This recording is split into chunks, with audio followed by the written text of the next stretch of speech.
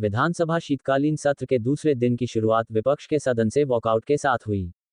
सदन में पूर्व विधानसभा स्पीकर विपिन सिंह परमार ने स्टोन क्रशर को लेकर सवाल उठाया था, जिस पर सरकार के जवाब से विपक्ष ने असंतोष जताते हुए सदन से वॉकआउट कर दिया। नेता प्रतिपक्ष जयराम ठाकुर ने कहा कि सदन के अंदर विधानसभा सदस्य विपिन सिंह परमार ने प्रदेश में स्टोन क्रशर को लेकर सवाल उठाया, लेकिन इस पर जो जवाब सरकार की ओर से मुख्यमंत्री ने रखा वह हास्यास्पद है। जयराम ठाकुर ने कहा कि प्रदेश सरकार में हिमाचल में एक नई ही प्रथा शुरू कर दी है, सब बंद कर दो। उन्होंने कहा कि प्रदेश सरकार ने पहले स्टोन क्रशर बंद कर दिए और इसमें गड़बड़ियों की बात कही, लेकिन जब इसको लेकर तथ्य मांगे गए तो सरकार के पास कोई जवाब नहीं है। जयराम ठाकुर ने कहा कि आने वाले समय में इसमें स्टोन क्रशर मामले में भी बड़ा घोटाला होने की संभावना है। जयराम ठाकुर ने कहा कि इस तरह के प्रश्न पैदा हो गए हैं, स्टोन क्रशर चालकों को बार बार बुलाकर पूछा जा रहा है, स्टोन क्रशर खोलना है तो आओ बात करो। पंजाब दस्तक के लिए सुरेंद्र राणा की रिपोर्ट।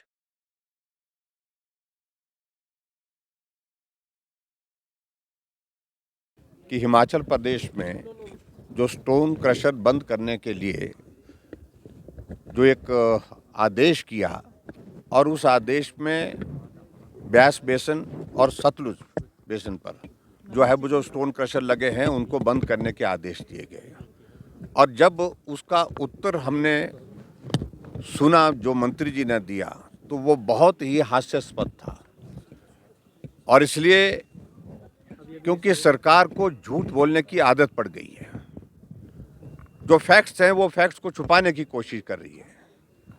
तो प्रश्न हमने एक ही बात के लिए पूछा था कि जो क्रशर आपने 112 क्रशर बंद किए और बंद करने के बाद तुरंत कुछ दिनों के बाद जो बात कही गई कि भाई उसमें से कितने 90 क्रशर जो है ठीक पाए गए। जब ठीक पाए गए तो बंद क्यों किए गए थे? फिर इसका बाद पूछा गया कि भी नुकसान जो आपने जो क्रशर बंद किए उसके कारण नुकसान हुआ? बोलते नुकसान कोई नहीं हुआ। प्रश्न पूछा गया कि कोई आदमी इसमें जो है जो हजारों की संख्या में जो मजदूर वहां पर काम करते हैं वो बेरोजगार नहीं हुए? बोलते नहीं हुए। बोलते हिमाचल के तो रहने वाले नहीं थे, तो बाहर के रहने वाले थे। और मैं ये कहना चाहता हूं क्रशर में अधिकांश लोग काम करने वाले हिमाचल के हैं। और सबसे बड़ी बात, हैरानी की बात तो ये, जब मुख्यमंत्री जी जवाब देने के लिए खड़े हुए, जो मूल प्रश्न था उनके उस प्रश्न से हट करके अपनी कहानी पढ़ने लग पड़े। सही बात यह है कि बिना सोचे समझे कांग्रेस पार्टी को पिछले 1 साल से एक जुनून सवार हुआ है कि बंद करो, ये भी बंद करो, वो भी बंद करो। और हिमाचल प्रदेश में भारी बारिश के कारण 12,000 से ज़्यादा घर तबाह हुए हैं और हजारों की संख्या में घर ऐसे हैं जिनको रिपेयर करने की ज़रूरत है। रेत बजरा मिलना बंद हो गया और बंद होने की वजह से 4 गुना उसकी कीमत बढ़ गई। वर्किंग सीजन जो जितना भी था डेवलपमेंटल एक्टिविटीज़ का, चाहे वो सड़कों के पक्का करने की बात है, चाहे वो दूसरे चीज़ें जो डेवलपमेंट की जो हमारी कंस्ट्रक्शन एक्टिविटी चलती है, सारी की सारी स्टैंड स्टिल हो गई हिमाचल प्रदेश में। और अब सर्दी के मौसम में स्वाभाविक रूप से जो ठंडे इलाके वहाँ पर काम करना संभव नहीं हो पाता है। पूरा वर्किंग सीजन भी बर्बाद किया। जिन लोगों के घर चले गए थे वो एक बोरू जो है वो रेते बजरे का खरीदने की हिम्मत नहीं जुटा पा रहे थे क्योंकि इतना महंगा हो गया और अवेलेबल नहीं था।